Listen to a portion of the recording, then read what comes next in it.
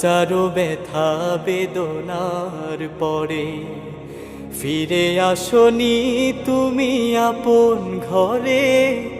দিনের আলো তুমি ছড়িয়ে দিতে চলে গেলে মদিনায় মক্কা ছেড়ে। হে রাসূল তোমাকে ভুলি আমি কেমন করে।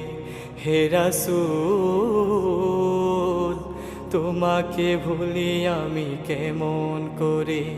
হে রাসূল